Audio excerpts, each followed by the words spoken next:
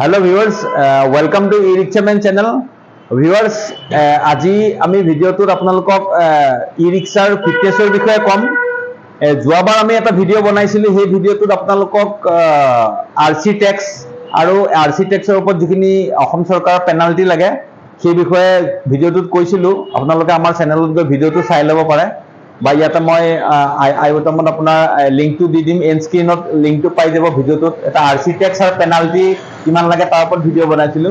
তা আজিৰ ভিডিওটোত আপোনালোকক ই-ৰিক্সাখনৰ যিখিনি ফিটনেছ আছে, ফিটনেছৰ ফিজ কিমান আৰু ফিটনেছৰ যদি পেনাল্টি লাগে আপুনি লেটলি কৰে তেতিয়াহ'লে সেই লেট ফাইন কিমান পৰে তাৰ বিষয়ে ক'ম।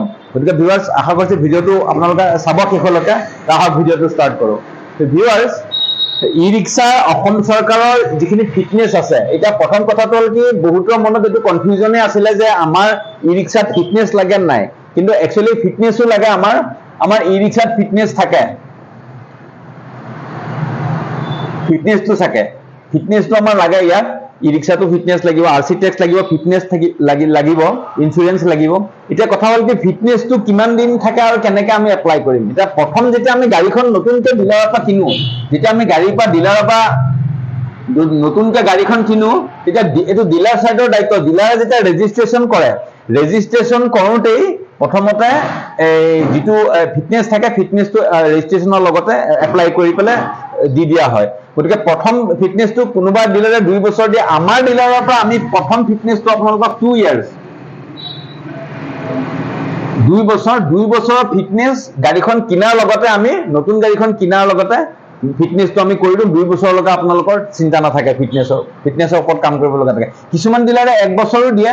সেইটো আপোনালোকে চাই ল'ব, কোন ডিলাৰক সুধিব যে আমাৰ ফিটনেছ কিমানলৈকে আছে।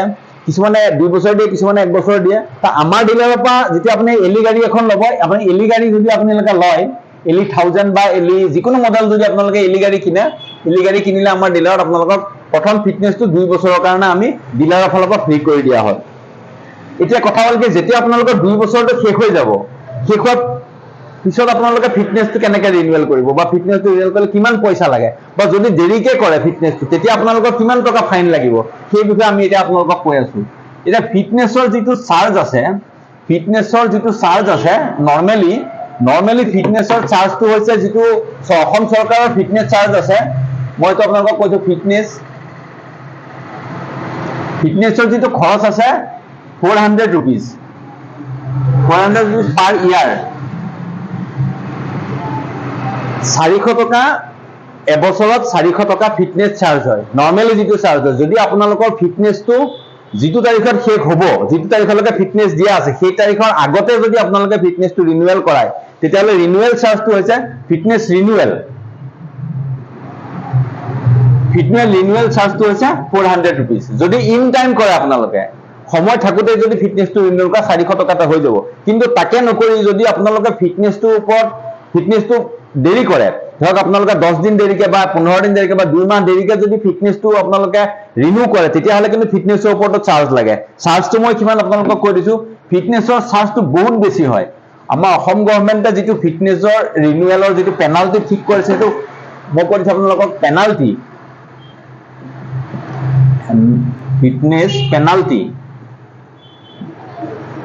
ফিটনেছ পেনাল্টি হৈছে 50 rupees পাৰ ডে। এদিনত 50 টকাকৈ ফিটনেছ পেনাল্টি লাগে। গতিকে আপোনালোকে গাড়ীখন ৰিনিউৱেল কৰাওঁতে, ফিটনেছটো ৰিনিউৱেল কৰোঁতে খুব সাৱধান হ'ব। যদি ফিটনেছটো আপোনালোকে বহুত দেৰিকৈ ৰিনিউৱেল কৰায়, তেতিয়াহ'লে ফিটনেছৰ ফাইন আপোনালোকৰ ইমান বাঢ়ি যাবগৈ যে 10, 15, 20 হাজাৰ টকা আপোনালোকৰ ফাইন হৈ যাবগৈ ফিটনেছৰ চাব। এতিয়া ফৰ এক্সাম্পল আপোনালোকে ধৰক 50 টকা পাৰ ডেকৈ আপুনি যদি গাড়ীখন ৰিনিউৱেল কৰাওঁতে আপোনালোকে ধৰক লেট কৰিলে, ধৰি লওক মই 6 মাহ লেট কৰিলে, 6 month লেট হৈ গ'ল আপোনাৰ, 6 মাহ দেৰিকৈ আপোনালোকে যদি ফিটনেছটো ৰিনিউৱেল কৰাব যায়, 6 মাহত আপোনাৰ 180 দিন হৈ যাব। 180 দিনত আপোনাৰ 50 টকা পাৰ ডেকৈ হিচাপত কিমান আহিব, আপোনাৰ পেনাল্টি আহি যাব। পেনাল্টি আহিব আপোনাৰ 50 into 180,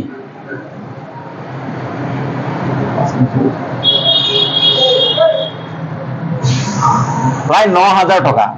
9,000 টকা অকল পেনাল্টি আহিব। আকৌ ইয়াৰ লগত প্লাছ ফিটনেছ চাৰ্জটো আহিব 400 ফিটনেছ চাৰ্জ আহিব। গতিকে 9,400 টকা আপোনালোকে 6 মাহৰ পিছত যদি ফিটনেছ কৰে তেতিয়াহ'লে আপোনালোকে ভৰিব লাগিব। গতিকে ফিটনেছটো কিমান ইম্পৰ্টেণ্ট আপোনালোকে চাওক। য'ত সামান্য 400 rupees আমাৰ চাৰ্জ হয়, 1 বছৰত আমি 400 টকা অসম চৰকাৰক দিলে হ'ল ফিটনেছৰ কাৰণে গাড়ীখনত। তাকে সময়মতে যদি নকৰোঁ, আমি দেৰিকে কৰোঁ, তেতিয়াহ'লে পেনাল্টিটো কিমান বাঢ়ি যায়। কোনোবাই যদি 2 মাহৰ পিছত কৰে, কোনোবাই সে এক্সাম্পল 2 মাহৰ পিছত কৰিলে, 2 মাহৰ পিছত কৰিলে আপোনাৰ 60 দিন লেট হৈ গ'ল, 60 days লেট হৈ গ'ল। 60 days লেট হৈ গ'লে আপোনাৰ এইটো হৈ যাব কিমান হ'ব,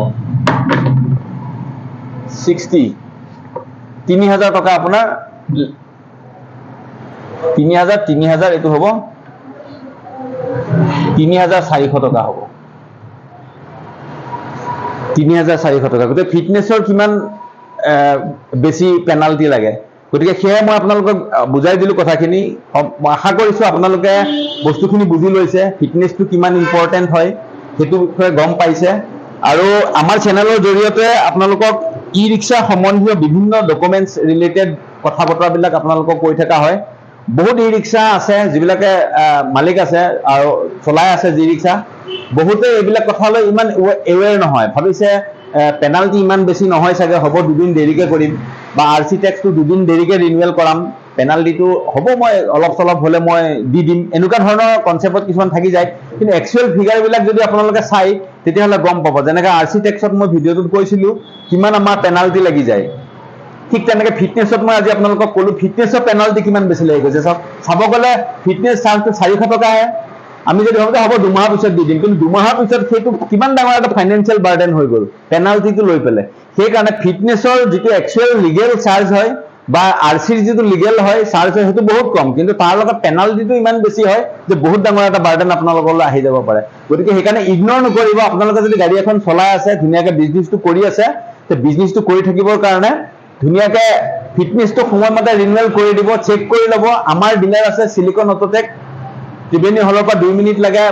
কছাৰীগাঁও মুনলিট স্কুল আছে, মুনলিট স্কুলৰ লগতে আমাৰ ডিলাৰ লাগি আছে। আপোনালোকৰ যি ব্ৰেণ্ডৰে গাড়ী নহওক, এলি হওক, য়াত্ৰী হওক, বাহুবলী হওক, বা আন ময়ূৰী হওক, বা ইণ্ডো ৱেগন হওক, কেপ্টেইন হওক, জিজা হওক, খালচা হওক, যি কোম্পানীৰে গাড়ী নহওক কিয়, আপোনালোকৰ গাড়ী যদি ৰেজিষ্টাৰ্ড কৰা আছে তেতিয়াহ'লে আপোনালোকে আমাৰ ডিলাৰত, যদি আপোনালোকে চাব ইচ্ছা কৰে যে মোৰ ফিটনেছ কেতিয়ালৈকে আছে বা মোৰ RC টেক্সটো কিমান হৈ আছে, RC পেনাল্টি কিমান হৈ আছে চাবলৈ মন কৰে, আপোনালোকৰ ফ্ৰী ছাৰ্ভিচ হয়, 1 টকাও আমাক নালাগে।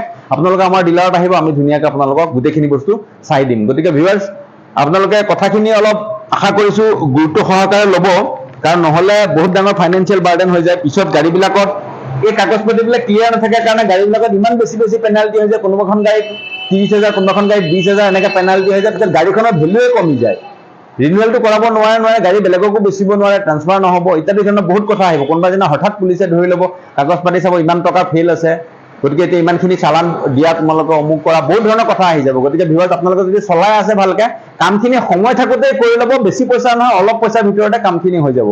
গতিকে এই বিষয়ে আপোনালোকৰ আৰু আন কিবাও যদি এছিষ্টেঞ্চ লাগে বা জানিব লগা কিবা কথা থাকে আমাৰ ডিলাৰত আহিব, আমাৰ ডিলাৰত আপোনালোকক কওঁ। আৰু আমাৰ চেনেলটো আপোনালোকে ছাবস্ক্ৰাইব কৰি ৰাখিব, এনেকুৱা ধৰণৰ কথা বতৰা ভিডিঅ'বিলাক আমি চেনেলত দি থাকোঁ। গতিকে আমাৰ চেনেলটো ছাবস্ক্ৰাইব কৰি ৰাখিব, ভিডিঅ'বিলাকো শ্বেয়াৰ কৰিব, ইজনে সিজনলৈ দিব, কথাবিলাক যাতে ইজনৰ কাণৰ পৰা সিজনৰ ভিডিঅ'বিলাক চাই কথাবিলাক বুজি পায় আৰু এই বিষয়ে এৱাৰ হয়, এই আশাৰে আমি এই ভিডিঅ'বিলাক বনাইছোঁ। গতিকে ভিউৱাৰ্ছ, আপোনালোকক পুনৰ আগন্তুক দিনত আমি লগ পাম। ইয়াৰ পিছত আমি ভিডিঅ' বনাম গাড়ীৰ ই ৰিক্সাৰ ইঞ্চুৰেঞ্চৰ ওপৰত, যে ইঞ্চুৰেঞ্চৰ কিমান খৰচ পৰে, ইঞ্চুৰেঞ্চটো কেনেকৈ ক্লেইম কৰিব লাগে, ইঞ্চুৰেঞ্চ থকাটো কিমান জৰুৰী, এই বিষয়ে ভিডিঅ' বনাম, আপোনালোকে চাব। আৰু ভিউৱাৰ্ছ, আপোনালোকক পুনৰ লগ পাম আহি থকা দিনত। পূজাও আহি আছে, পূজাৰ কিছুমান নতুন অফাৰো চলিব, সেই বিষয়েও ভিডিঅ' বনাম। গতিকে পুনৰ লগ পাম আপোনালোকক। আজিলৈ আহিছোঁ, থেংক ইউ ভিউৱাৰ্ছ।